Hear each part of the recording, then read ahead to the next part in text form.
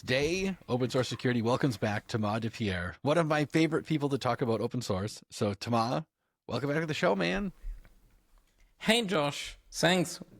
Well, thank you for inviting me back. You did I love technically talking invite with you yourself. about this too, and I love listening to. Yeah, I need to welcome you to this. I don't know why. I mean, in my house, right? I'm in my house. I welcome you in my house, kind of too, right? Now that we do this stuff remotely and not in a studio. Yeah. Good. Miracle. So Thomas reached out and you wrote a blog post, ironically on April 1st, which makes it even funnier.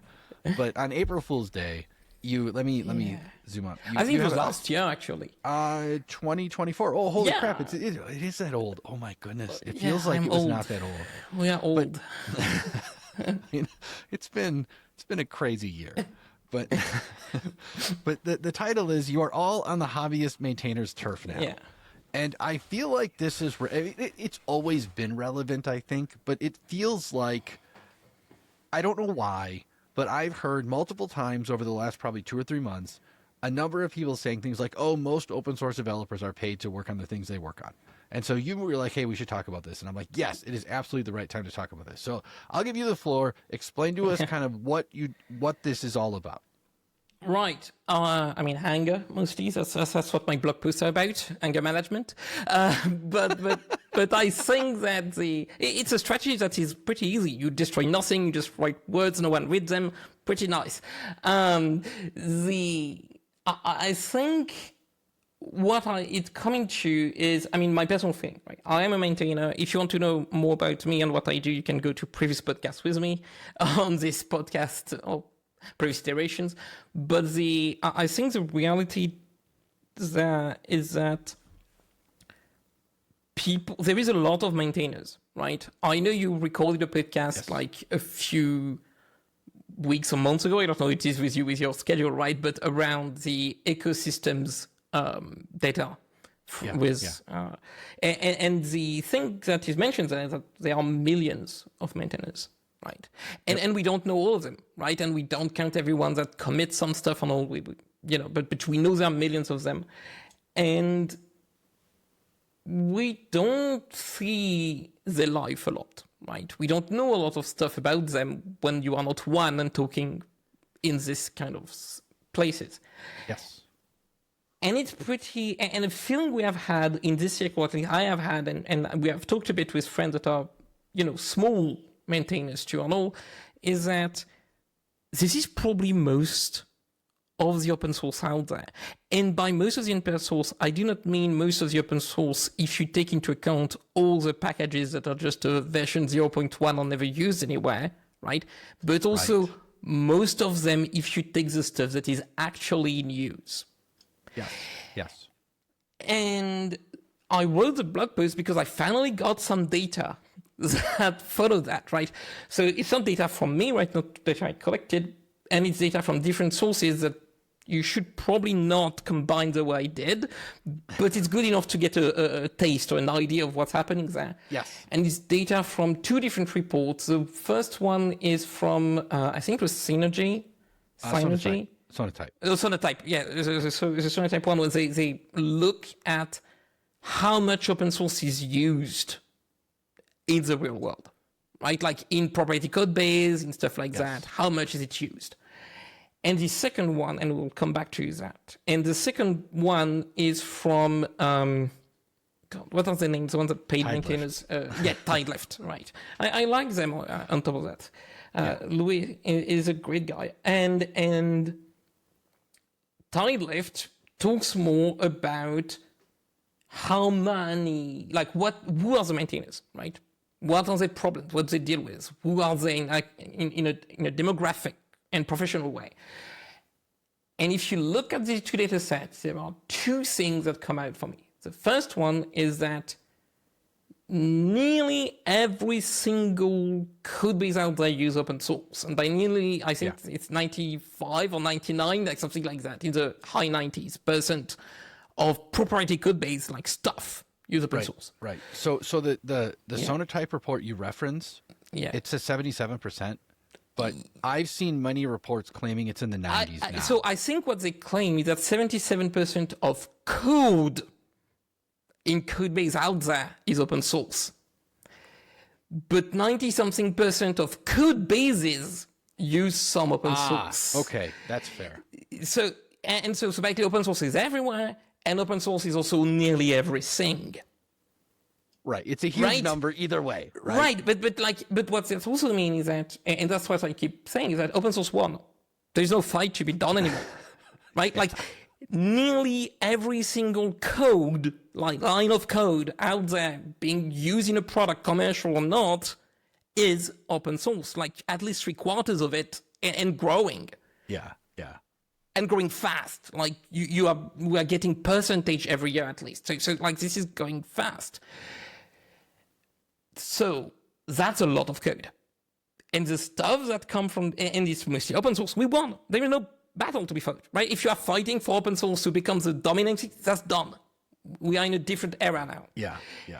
And I don't think that actually the discourse we are having in these places. No. And the second aspect is from the Tidelift report. So they have a number that says that something like 60, and like the majority, like 70% of maintainers are unpaid. I've got it right here. Paid time, yeah. So you said, I just have your post up, so that's what there'll be a link to this. And I should have the link in the blog post anyway to them. So. But it says 60% of maintainers describe themselves as unpaid hobbyists. 13% are they are professionals but aren't paid to work on open source, and 23% are it's 30% are paid to work on open source full time. Most or all of their income for 13% come from maintaining projects. Yeah. Yes. And 23% is part time. Right. Some income. Yes. Keep in mind that part time can be a really low bar. Something we can come back later. And that means that at least 60 to 83%, depending on what you count, are not full time maintainers. Right. And 60% are fully unpaid. Now, the other thing to keep in mind is that this is Tidelift.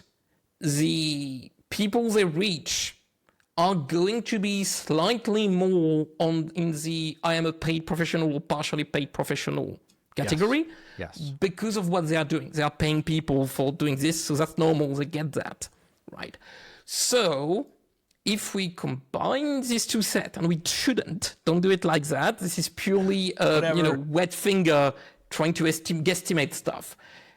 It means that something between 40 to 50% of all code in product actually in use out there, like the stuff running the world, that is actually in use, not just stuff someone typed for fun, is Hobbyist maintained. Yes. Right? And if we add to that I sometimes get a bit of pocket money for my code, which is probably what the semi-professional mean, right? Partially part-time paid. It's more pocket money than real, full-time, that real job. We get past 50%. And yes, there is a lot of caveats here in what I'm saying. The error bar are massive. It doesn't matter. Right? We are already at something like, even if you are really conservative, a third of code out there being that is actually used being Hobbyist maintainer, and I'm being conservative here. That's a lot. Yes. And that's not how we talk about it. No. Right? Because it means that if we want to have impact on open source, right, being security, having better security, or having code that is done better, or having code that is more resilient, where we have someone to act if we need something to change, like all that stuff. The main people we target are hobbyists. And we don't know who they are and what they do and how they work. And we know nothing. That's correct. Yes. So, and I don't think, and that's my feeling, and that's shared with other maintainers, that what we see as initiative in this direction, like the direction of wanting to influence or help or come, be part of open source, are made in the mindset that the vast majority of the stuff is hobbyist. and that need to fit with your base mindset and constraints and realities. Right.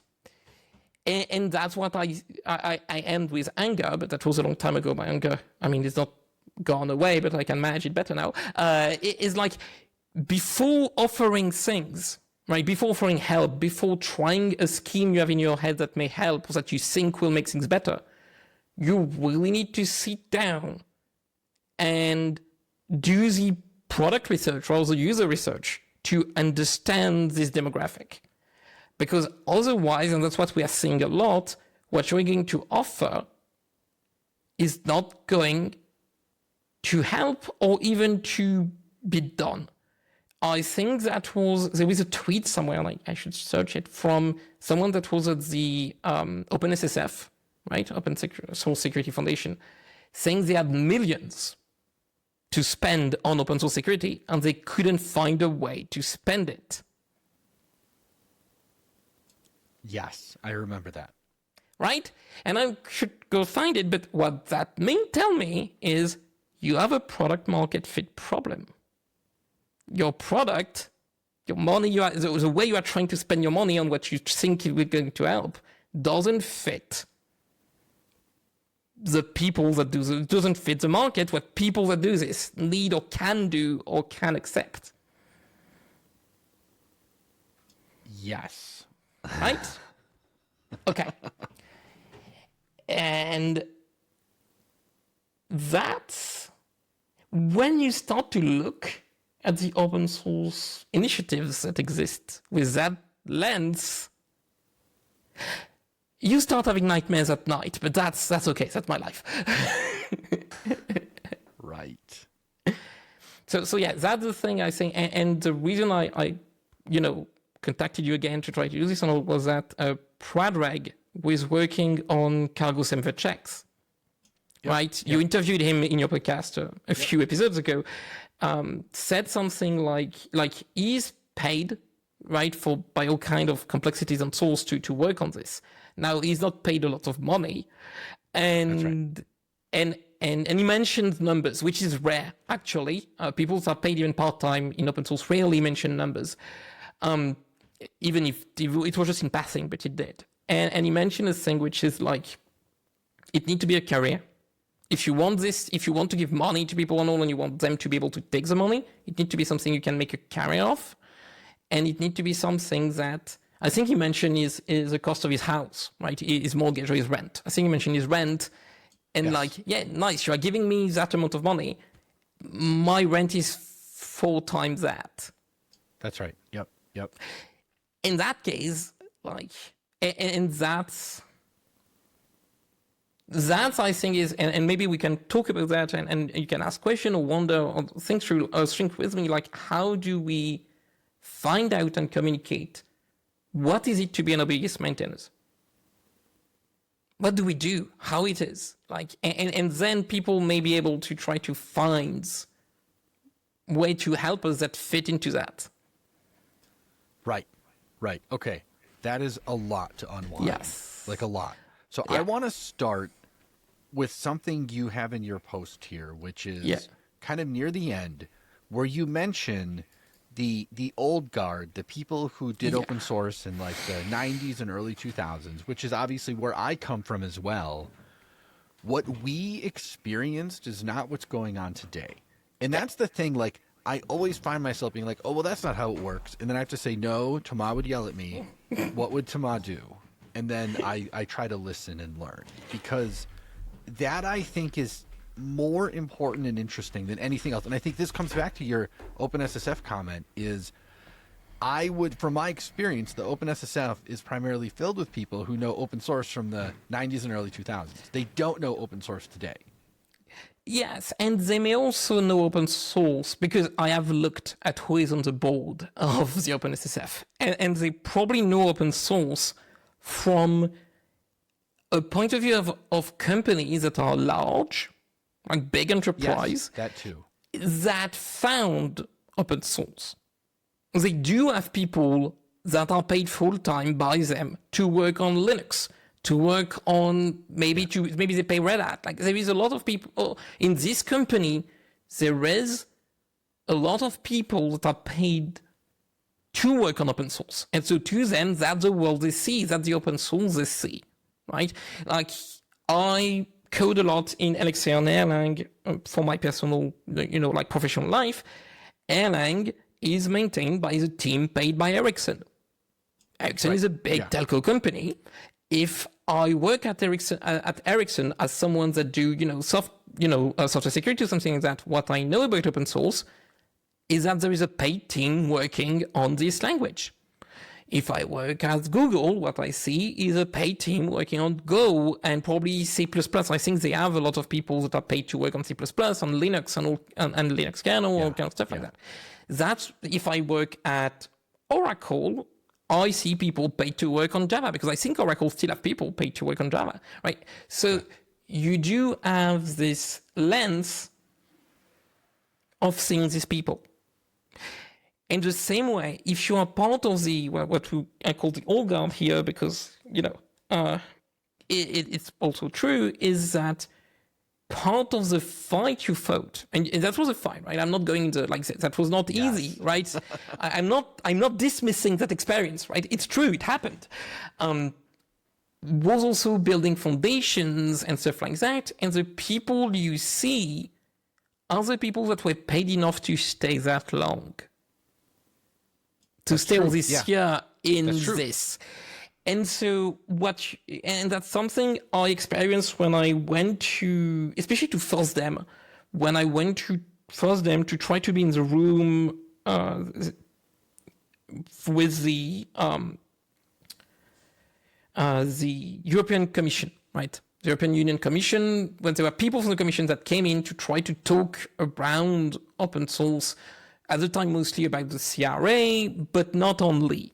There were also discussion around the DMA, right? And how, for example, what Apple was doing in terms of opening or not the ecosystem. Like there was a lot of discussion around this stuff. So like there are discussions. And you will also see people explain how they are trying to, use OpenOffice or Linux for desktop at the commission or stuff like that to try to fight back the evil Microsoft. Like you will see all that stuff, right?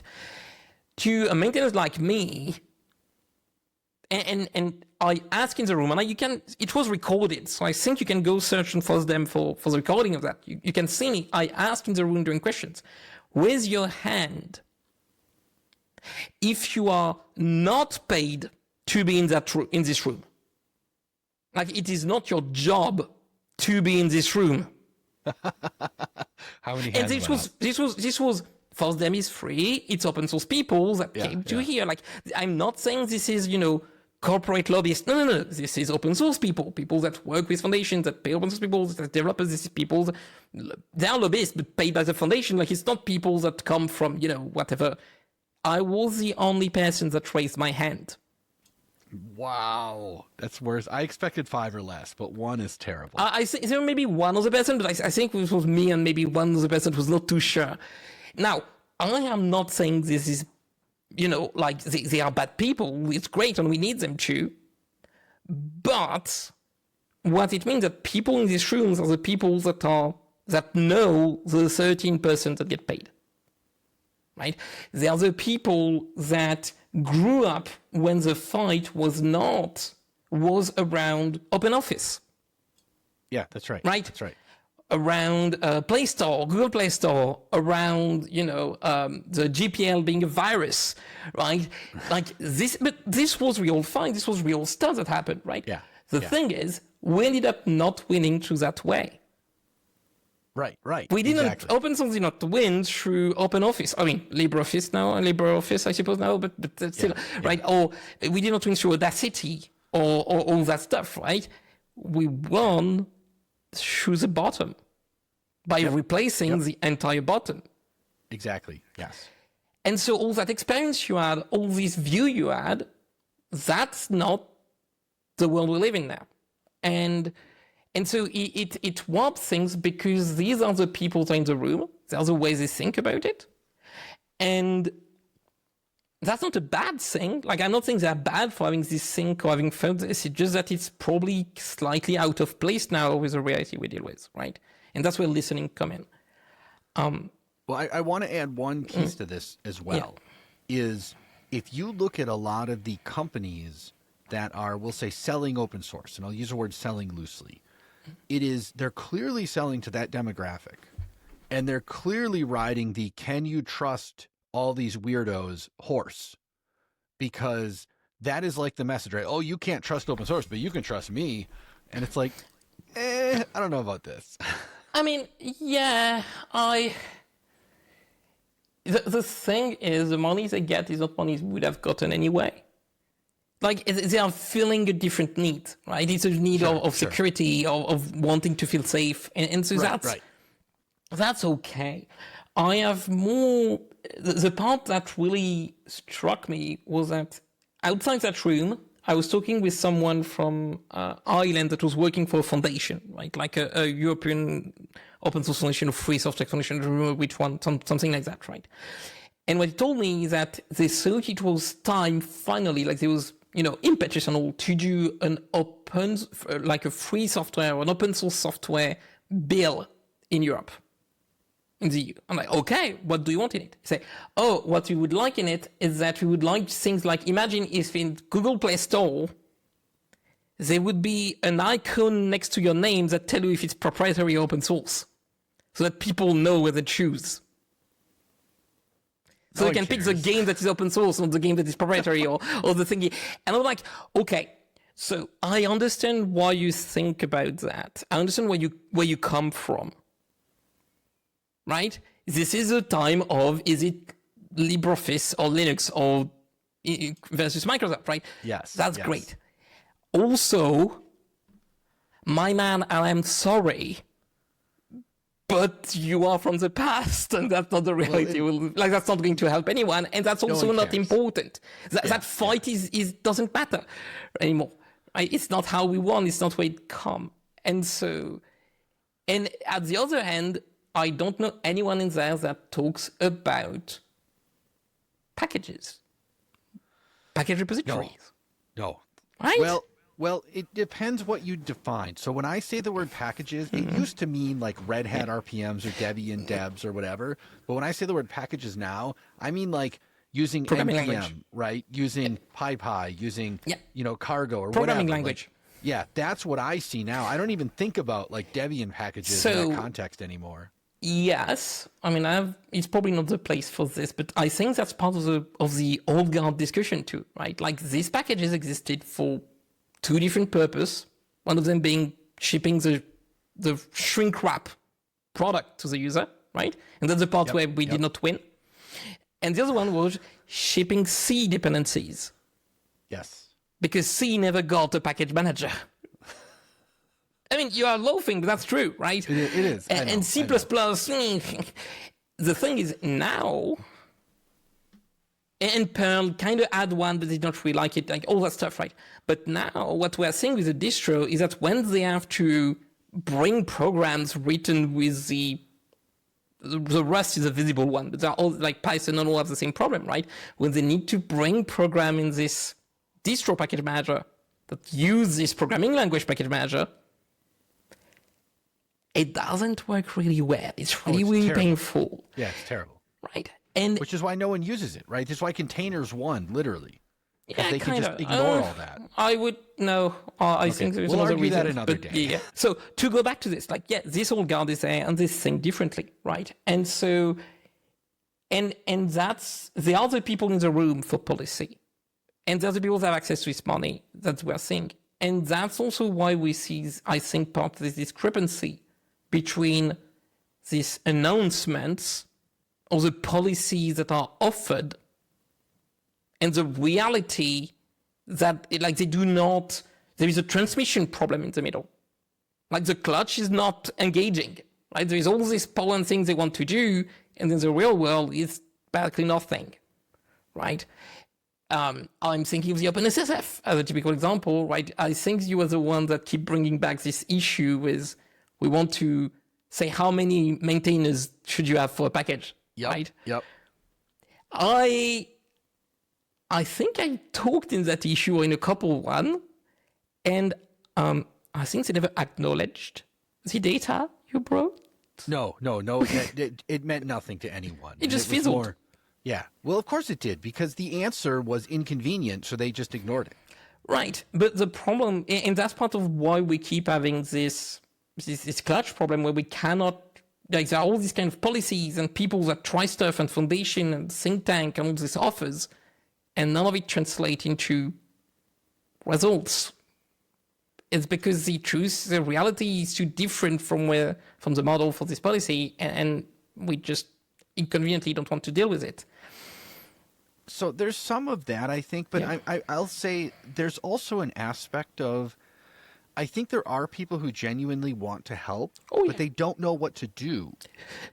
I think it's more than don't know what to do. I think they don't know what to do because they don't understand what the problem is. For sure. Yes. Right? And that's... And maybe I can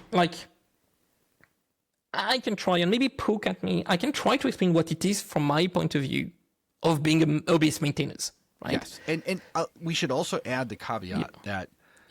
Oh, it's me. Right, this is about you, but every open source developer, every open source project is like its own special snowflake. And so what's going to work for Thomas DePierre may not work for someone else. I have no idea what will work for me. What I can describe is a problem, not the solution. and I think that's kind of the thing here, right? We are not describing the problem. And that's... So let's see. For example, so right now, for the few packages I maintain and the few stuff I do, to give an idea for some people, I am probably right now the expert on string to float conversion. Float to string conversion on the Erlang ecosystem. That sounds really niche. It is. Yeah. But by speeding up that algorithm, it's not from me. Someone else figured out how to do it. I figured out how to implement it into the runtime and all. And I was paid for that, and we'll come back to that. I probably cut down something like 1 to 2% consumption over all the Erlang ecosystem of power, right? Computing power and electricity, every time you do JSON with float. That's cool. A low number, but once you scale it around the numbers of time you generate or read or generate JSON across the whole ecosystem, you get a significant impact. Now, I'm not here to do that to gloat, but to give an idea of what kind of niche things have impact that we would probably want to found. No, I want you to gloat a little bit, because what a lot of people don't understand is Erlang is used heavily in the telecommunications industry. So it is highly likely that all of us during our day run through your code at least once, probably many more times. More than that, WhatsApp is Erlang on the back end. Oh, I didn't know that. So there you go. Since the first day. That's how they scaled with so few people. If your kids use Discord I use Discord. I'm not that old. But you probably don't use it as much as them. It's Alexa in the backend, which is an Erlang with a shiny bit of stuff on top. So yes, it's used, and you probably don't see it, but it's there. Yes. And so that's the kind of stuff that have impact, right? But it's niche, it's super nerdy, like there's maybe less than 100 people in the world that can understand what I'm talking about if I even try to talk about this, like stuff like that, right? Now, I spend probably something like 1 to 2 hour months on my maintainership for all the package I have. In that time, what I can do most of the time is update dependencies, fix the build system, because it's probably broke due to some kind of update of Ubuntu. Obviously. Right? I have a few of the stuff I manage that use like web stuff, like they have a graphic interface using web stuff, which means that I'm probably going to, on these 2 hours per month, I'm probably going to spend 4 hours doing CSS updates. Yes, I'm not. Yes. I know the numbers do not add up. I know. CSS, it's fine. Right? Or NPM updates on Node, stuff like that for assets. And so this is, and then maybe sometimes I may have a couple hours per year where I can write code that is not just pure maintenance of dependencies. Yeah. That's my reality. Now, the other part of my reality is I got paid to work on this float to string conversion. I offered this as a grant and I got paid something like 5K at the time, I think, something around that. You can find it, it's public. The Airline Ecosystem Foundation are the ones that funded that, it's public. And I worked on this something like 10 hours a week for 6 months. Now, the reason I could do that is because it was the end of the pandemic and I was out of a real job and I didn't have any contract. And so it was just fun stuff. And so I was paid, but I would have done it even not paid, right? The reality is, before I did that grant, I spent 6 months reading about this and learning how to do it and learning how to all that stuff and all, right? So like and so that's a huge part of being an hobbyist maintainer, is that you do deep niche stuff. And that means that, at least for me, and that means that I spend a lot of time up front thinking about it in my shower, where I do something else when I walk, or maybe sometimes I will read a paper and then a year later I will do something with it, or years later, right? And so there is only a few hours of code and a lot of time spent doing that kind of stuff. Now, the other aspect of this is that I am paid full time to work on software, right? I'm a software developer, among other things. And I have a house with a mortgage. And I have food to buy. And I don't know if you know that, but the software engineer marketplace is not great for part-time work. Yeah, that's right. Yep. Right? Like it's full-time or nothing. Or contract. But if you do contract, you have all kind of other things because you need to spend time managing your clients and finding new ones and all that stuff. So there is a lot of work there. What that means is if someone come out tomorrow wanting to pay me a grant to work on this stuff a bit more, I can't. That's right. Yeah. Yeah. I can't. I can't find time to do that. So, and I think that so the aspect is what I do today is mostly a few hours every month doing updates and a few thinking and being interested in this stuff. That's my life as a hobbyist. And I think that's relatively representative of a lot of hobbyist maintainers, right? Not everyone, but a lot of them are probably something akin to that. Yes. Yes. Like XZ come to mind or stuff like that, where we don't really want to think about it sometime, and then we have to. And then I've got 3 months where I was stressed by my personal life, and I opened my laptop and I discovered that I have 10 hours of updates fixing to do. And that's part of what being a maintainer is, right? Yes. So that's what it is. And the other aspect, I think, is what's the constraint if you want to help me do that? Yes. Right. Because I see that all the time, where if you show up to a project and you might send them a pull request, and then it can turn into you get ignored, or they get annoyed because it doesn't match the style or whatever. Yeah. The mess. There's a million things, right? And it is hard. And like, even if I have no problem with your pull request when I want it, I will probably not see it. For sure. Yeah. Like I'm probably going to log into GitHub to check that stuff among all the notifications I get for my job. I will probably see it in 6 months when I finally have time to go look at my open source repo, right? And at that point I will look at it and be like, oh yeah, that's a security fix. So I will try to bring it in. I just need to update all this stuff first. So I will probably merge it in 3 to 6 months. Yep. Right? Or the build doesn't work anymore, so I can't validate your stuff. So let me fix that first. Let's see what GitHub Action did in the meantime. And then maybe we can, and that's how you end up with a 6 months to a year timeline to merge a security fix. And so that's, it's not even that we ignore you, it's that we have a life. And this is our hobby when we have time, right? And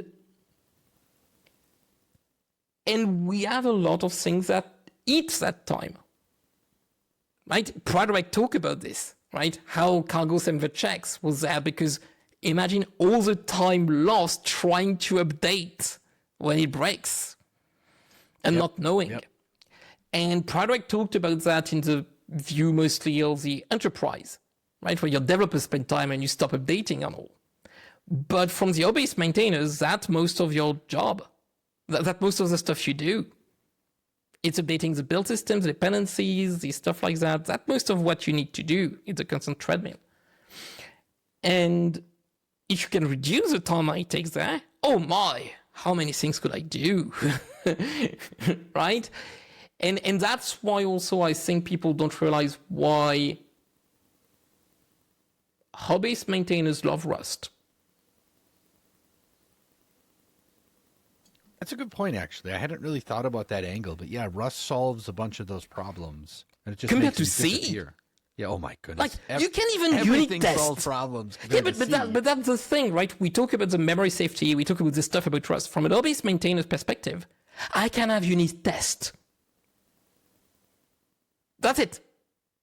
I have cargos that actually can bring a package. I don't have to fight with all the distros, and every time they change the way they do it, it breaks the way I bring my C dependencies I need it, right? Like I actually, and that's why we see all these package repositories, like for package managers for languages, is because the hobbyist maintainers need that to be able to do that job. So if you look at it this way, that maybe help, get an idea of what are the kind of things we want, right? Same thing, the compiler tell you where the error is. Like the Rust compiler actually tells you. The Rust you don't have to compiler's spend amazing. 5 hours debugging. It tells you. Right. Yes. As a hobbyist, I just multiplied my productivity by tenfold just because instead of having to spend my hobby time during 6 months debugging this thing, I can do it in one session. Okay, so here's how we should finish this one up, Yeah. because I don't want to run on too long. We'll just have you back to maybe continue this. But so you're talking about this from a very hobbyist perspective of you don't want to get paid. Oh, you no, I just want don't to. want more work. You still Oh, no, so I you would want love to get paid. Okay. But I will finish on this then, and I will keep it relatively short, and we can maybe expand on this later. I would love to be paid. Here's the thing. If you want to pay me, I need stability Right. and sufficient income to pay for my lifestyle. Right. That's right. Yes. Yeah. It can't be $5,000. Right. I mean, it can be, but per month. But the thing is, and it cannot be a 6 months or 1 year thing. That's right. Yeah. Right? And I think that's the thing we fail to realize. I have a mortgage, which means that I need to pay every month. I don't have a choice. I mean, I do, but it's not a good choice. It's right. And that means also, and I have a stable job with a stable French law contract, right? Which means that you can't fire me easily. And the other aspect is, despite that, I know I will probably change job every 3 to 5 years maximum, because that's the industry we are in. Now, that means searching for a new job is a 3 months to 6 months full-time job. Yes. So if you offer me a 1 year grant, that will cover my needs for a year, right? It's big enough to cover equivalent of an income as a salary from my profession for a year. I would still not take it. Yeah, for sure. Because it means that I'm going to spend 3 to 6 months of this year hoping to find a new job. And if things go wrong, and I have some friends that are in this situation right now because the market's not great, I am out, I am dry with nothing at the end of that grant. That's right. Yep. So the problem is, I would love to be paid, but the sums, like the amount needed for it to make sense for me, are nowhere close to what we offer right now. Yeah. And also, I am not sure someone would want to offer it, because I am not sure there is enough work in the stuff I maintain right now to fill a full-time job. And I have a suspicion there are a lot of hobbyist projects that fall under that umbrella, where Exactly, it would right. be very hard to justify a full-time job. Right. And I mean, I'm not even sure Daniel Steinberg is full-time on Curl. And he may be now, but I don't think he is. He is now, I believe. He is now, because he used to be part-time, I mean, a lot of time, but Wolf SSL used to pay him to do part-time that. I don't know if he's full, but we are talking of an extreme case here with Daniel. I love Daniel, and I appreciate him and all, but like he's an extreme case, right? And so we cannot, like, and that's what I mean when I say that this is not how we are talking of the problem, right? We are talking of how can we give money to these people. I'm like, you can't. I mean, it's not that they don't want it, but like once you put the reality, you know, all the parts together and paint the pictures, you're like, that's not going to work. So what's going to work? That's what I'm interested in, instead of keeping banging my head on this. Like, what's the problem? What are the problems, the real problems, the things that limits the ability, like that are breaks on the ecosystem becoming better, right? On the people being more efficient, the productivity, you can look at a lot of ways at this.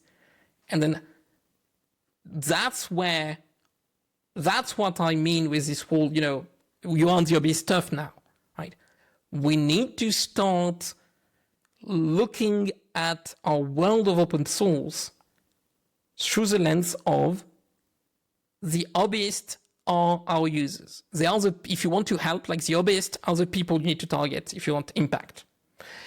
And that means that you need to deeply understand the constraints. And that may mean that a lot of the solution you may have, that you may discover you don't have solutions right now, or that they are not palatable. On the other hand, and I will be a bit hopeful here, we have someone like Predrag and Cargo's embed checks, or the team working on Cargo, or the Rust team itself are definitely things that, even if maybe it was not by design, but I think it was partly by design, do help unlock some of stuff in these service maintainers. And the results are great, right? I don't remember who was it. Was it you? Someone else that discovered rip grep recently? Burn sushi, rip grep, and RG. That doesn't ring a bell. Oh, then you are in for a surprise. Go search for it. It's basically AG. You know, the silver bullet search, like grep for your command line? Right. Better, 10 times faster. Interesting. I do run in grep Rust. a lot. Oh, nice. And like better. And it's an old thing, like everyone, I mean, for example, VS Code use it under the hood for the search. But oh, cool. It's everywhere. But Burn Sushi did that, and Burn Sushi has all kind of stuff. But like, this is the kind of stuff you get, right? Or Asai Linux, right? Or all this stuff you see around Rust with tool written in Rust for your shell and that stuff. It doesn't come from nowhere for no reason that suddenly everyone managed to do amazing things, right? So we have an example that it works. And so that's, I think, where we end is like, I would love to be paid. We all would love to be paid. The reality doesn't seem to align with this being realistic for now. Maybe it is, but in that case, you need the people that are interested in helping need to start with the hobbyist maintainers' constraints and problems and situation in mind and start there. Listen, learn, look at what we do, maybe do it a bit. Like, go sit behind someone's shoulder while they do it. Talk with them. You can offer them a coffee. They would probably be happy to shoot the shit on this, right? Or go in, I mean, it's not IRC anymore, but Zulip, Discord, Slack, like find a place where they are and observe what they say and how they say it. And then from that, we will probably get solutions. Hey, look how full I am for a pessimist. No, this is good. This is really good. This is not the sort of advice I've heard many times in the past. I think in a lot of companies especially, their solution is just write a big fat check to some foundation and then say, good job, everyone, we did it. And the foundation do a different job. Yes. They do something different. Exactly. Right. Right. Like the Linux Foundation, most of its budget doesn't go to developers. No. And that's not a bad thing. They have a different job, and that's written on their website, right? It's not hidden. Right? It's the Apache Foundation doesn't pay developers. That's written in big bold letters on their website and on on what they do. It's not their job. Right. That's right. But I think there is an expectation. It is funny because I know I ran into someone a couple months ago that thought the Linux Foundation was paying all of the open source developers. And I'm like, holy cow, no. I don't even know where to start with that one. But the foundation is is one of the whole challenges. different. Yeah.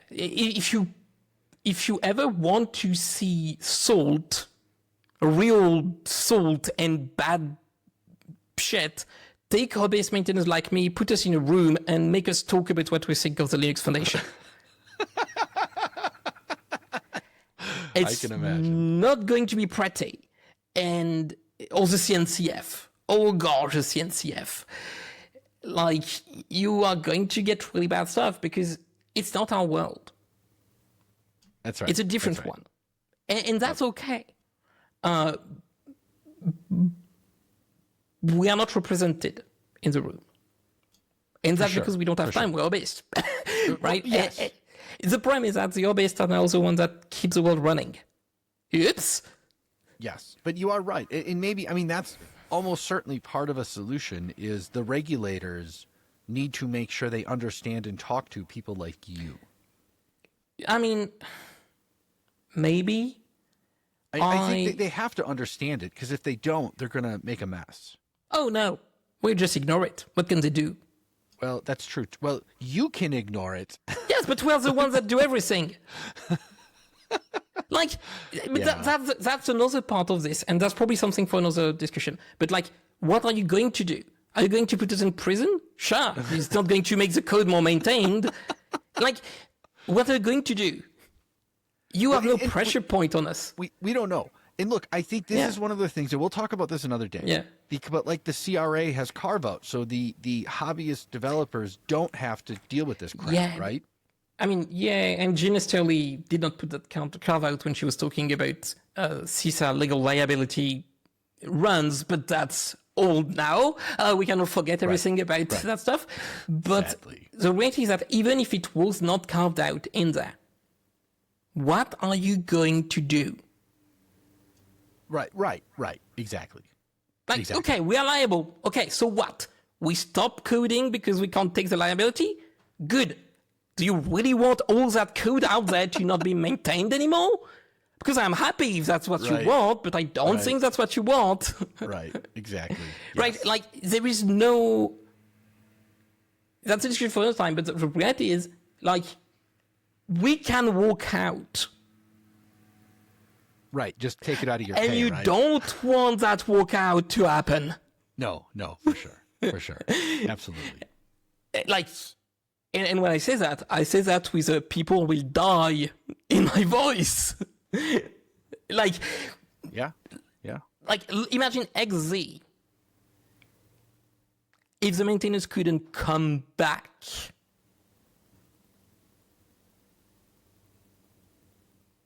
Right? Yes. Exactly. Right? Imagine if...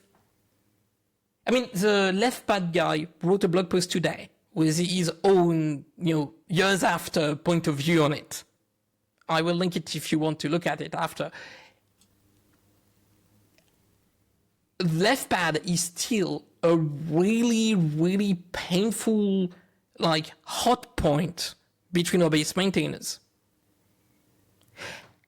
Every package manager repository out there for Lang programming language I have a stipulation in this that you cannot yank out code. Yeah. Once you have put it there, it has to stay forever. Right. Why? Well, Why did we make... It'll break their customers. That's your problem.